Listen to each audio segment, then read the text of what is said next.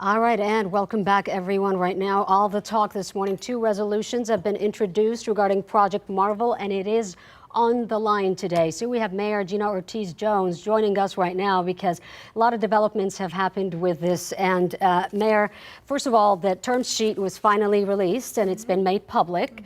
Which, by the way, I have it here in front of me, and the public can go and read it. It's lengthy. And they should go read it, yeah. I'm curious to know if you had a chance to read it yourself, and what are your thoughts on it? Yes, of course.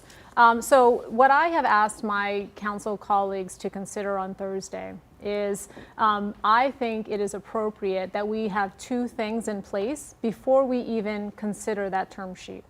We still, to this point, have not had an independent economic impact study, okay? The analysis that we have has been provided by the Spurs' consultant. I think it's really important, and the people deserve an independent look at these numbers provided by somebody that does not have, frankly, a conflict of interest, right? So let's get the data.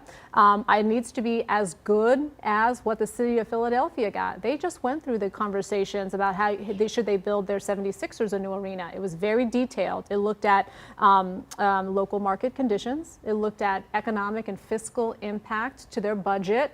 And it even asked the basic question, hey, can we support this, right? So financially. So that's the level of due diligence that our community deserves. So I wanted an independent economic impact study to provide for our council consideration. And then the second request that I have before we look at and consider that term sheet is I want city council members to go get the feedback from their constituents. One of the big pieces of information, the big pieces of feedback I keep hearing is, why is there a rush? Why are people working to vote to approve this thing so quickly? In your opinion, why do you think there is a rush? Why do you think you've been getting so much pushback regarding an independent study?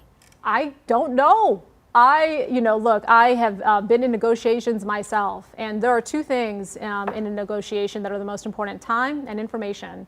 You always use all of your time to get all the information, so you are in the best negotiating position, right? Don't feel like you're pushed into something. You certainly don't want to feel like you're being forced to take something. So you, please, here's my ask, go ask those council members that want to vote on August 21st, ask them why.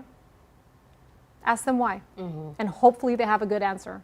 I have yet to hear a good answer because there is nothing driving that date. So let me be very clear again about what I'm asking my colleagues to vote on Thursday. The vote that I'm asking for is that the city council wouldn't vote on that term sheet until we have the independent economic study, and two, until they have talked to their constituents about and got feedback on the term sheet and feedback on that study. So we're all on the same page. I want a deal with the Spurs. I want it. I want a good deal, but that requires we have the data, and that requires we hear from the people.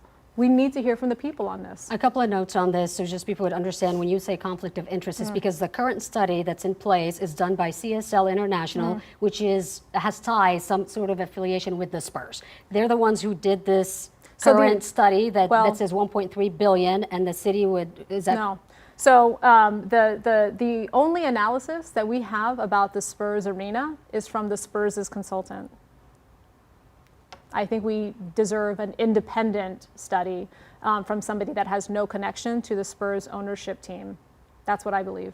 And let me also just say, what is happening here would never fly in any other major city. People deserve independent information, and they deserve enough time to hear from their voters to provide the feedback. And again, let's go back to the first question. Why the rush? Why are people rushing to sign our community up for $489 million? And they haven't yet talked to their voters. So in response to your resolution, the other resolution was presented, and that the council member, 7 out of 10, I believe, right? No, not 7 out of 10. There's not 7 out of 10. How many are for this resolution right now, that on Thursday, that they want Eric Walsh to move forward, the city manager? There's 5 people. So 5 out of, okay. So 5, well, let's be very clear. 5 people asked him to put a resolution, so I'm told, right? 5 folks have, Eric Walsh said 5 people. Hold on, let me finish. 5 people. Eric Walsh said 5 people told him that that they were interested in considering a full vote on this on Thursday. To be very clear, the term sheet, when people had emailed him Sunday night saying that, we didn't even have the term sheet yet. So how are you going to vote on something you haven't seen? More importantly, why vote on something that there's no timeline for? Why push it that fast? And why would you vote on something that is going to cost the community, that our contribution is $489 million, and you have not brought that to the voters yet? Why? So if it does pass that resolution, Which I one, guess mine or theirs? no, theirs. Yeah. If their resolution passes for them to move forward with this, I'm curious, what authority does the mayor have at this point? What are your options moving forward? What will you do? I'll be honest, between now and Thursday, I'm focused on making sure and having good conversations with my colleagues to help them, I think, hopefully get to where I am, which is, hey, the people deserve good data, good independent data, and the people want to be heard. I'll be honest with you, it's so funny to me, the number of emails that I get that start with, I didn't vote for you, but I'm with you on this issue, right? So I think it's really a spectrum of folks that, one, have seen this playbook before, are tired of broken promises, really want to see the data, want to keep our Spurs here. Some of this is also, hey, I'm a Spurs fan, I'm with you, right? But we also want to make sure that we've got all of the information to make sure we've got a good deal to keep the Spurs and to benefit our city. And I don't want to rush you. I think that's why we need another sit down, you and I, but we're on time. But I did have one more question for you. What exactly are you looking for? Like, what benefit are we going to get from the Spurs long term? Have you seen that? Is there like a magic number of, if we pay $489 million, how long is it going to take for us as a city to get that money back? Is that what you're looking for specifically? So an economic impact study would help you lay out some of those pieces of information. I think a really critical thing, and right now we are in budget session. We're in budget season, right? And so I really, frankly, want my colleagues focused on the 26 budget. Because we have as we think about the gap in 27, but also if we don't address our budget gap, then the budget gap grows to $220 million in 2030. So we really, as a council, should be focused on the budget before us, not a term sheet that we don't have independent information for and that we haven't even talked to the voters about. That's an arbitrary timeline. Nothing is driving August 21st. Please go ask, and if you're watching, folks, go call your council person and say, hey, where are you on that? Why are you signing me up for $489 million? You haven't even had a town hall on it.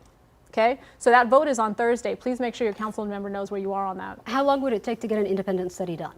I think depending on the context, it could take several months. But again, this is the due diligence that we should have had this. And just because the previous mayor and the previous city council didn't demand this, I'm in the seat now. And I'm going to do right by my community. We're going to get this data. It's important. This is a generational thing. Right. This morning, I went to the opening of pre-K for SA on the west side. And I went to that one because I went to John Jay High School right down the street. And so I know the working families, the communities that are going to pay for, and frankly, those doggone kids that are going to pay for this for a generation. So we better get it right. We better do right by folks today, those folks that are on fixed income, and that reconciliation bill that's going to be hitting their pocketbook soon. But I'm also thinking about those kids and who are going to saddle with a good deal or a bad deal. So I'm going to do my due diligence. I'm going to encourage my council colleagues to do the same. Okay. Great. Mayor Jones, thank you for making time to come here and answer some critical questions. We will see you again soon. Thank you. Thank you. I don't know if we can. I'm not tall enough. We're both too short. No. Thank you so much.